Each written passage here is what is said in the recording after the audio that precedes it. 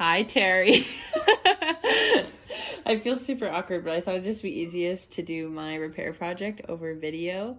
I'm going to be cleaning my rope, and I also have a spot on my rope that I'm not sure if I need to trim from. I'm hoping when I wash it that'll be more clear, but I'll show you that in a second after I finish flaking it and just figuring out all of my problem areas, which is the first step before you wash your rope. So I'm going to show you that problem area in just a second.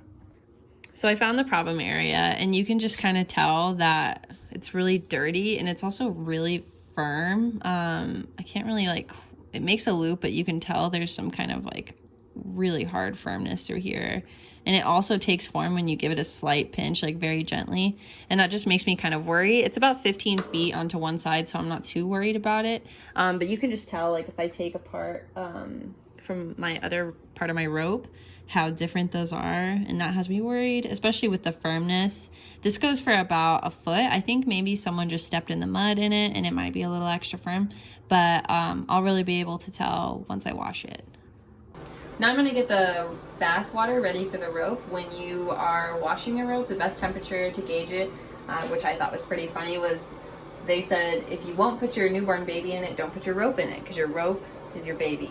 So I'm going to try and get this water to about 98 to 100 degrees. And then I'll set the rope in, and it'll sit in there for 30 minutes. So I'll get back to you once I start putting the rope in. Now that the tub is at a good height for the rope, you're going to flake it just like you would out in the field. And just make sure all of it's getting wet.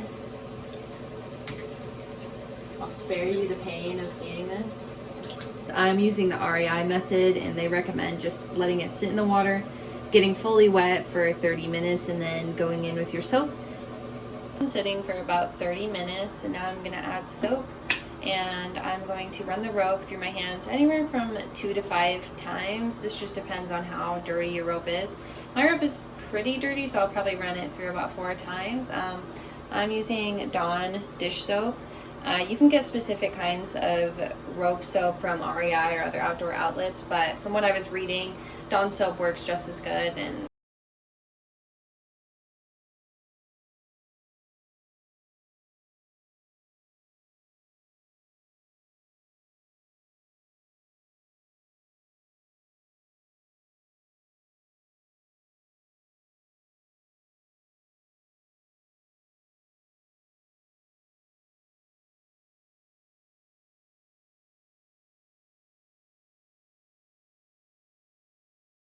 alright, so I just finished cleaning my rope.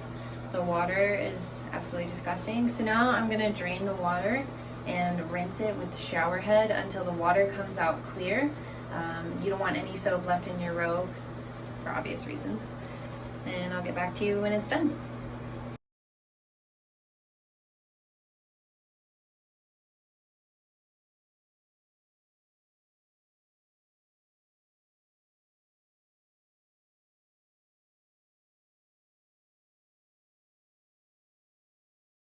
Was all cleaned off. I am going to flake it onto a towel, and for the most part try to keep the water in the tub. My tub is literally disgusting now from this rope.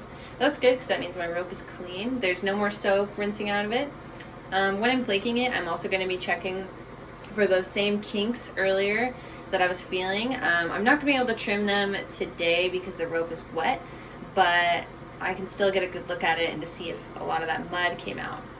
Alright, I'm going to do that.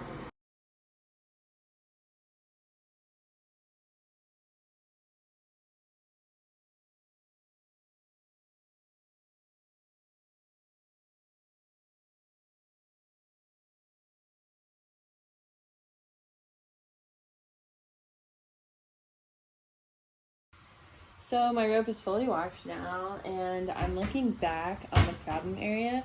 And me and Story and Ezra were all kind of speculating what happened here. We aren't sure if we should cut it. If you had some advice, that would be great. From what we're reading online, it's up to your discretion, but we think a fall maybe happened on it. That really dark area that I showed you earlier is now blue, but it's weird because you can tell it's very frayed. It's still a little stiff. And then the other side, literally of that rope now, is really clean and looks okay. So we think maybe someone took a fall on an edge when this rope was still used for top rope. We lead climb on it now, but we're not really sure. But just it's about a foot long area where it's like that. Really clean on one side, really, really frayed and on the other. I don't know if you have any advice on that, that'd be great. But my rope is clean now. And I am going to hang it up on the porch. We don't get any light on that porch except really early in the morning. So I'll make sure I take this in at night and hang it in the kitchen. But just so it's out of the way, it's going to be hanging out there. According to REI, you want it to be drying anywhere from 3 to 5 days, just depending on how thick your rope is. My rope's pretty thick. It'll probably take about 4 days. I tried really hard to squeeze the excess water out when I was flaking it onto the towel, but we'll just see. Anyway, thanks so much. I'll get back to you on whether or not it needs to be trimmed, but I'm going to wait until it dries. I don't think so, and I'd love to hear back from you on what you think, but yeah, I hope quarantine is treating you well. Now it's hanging out on the porch, drying, and I'll bring it in tonight so that it doesn't get in any sun in the morning.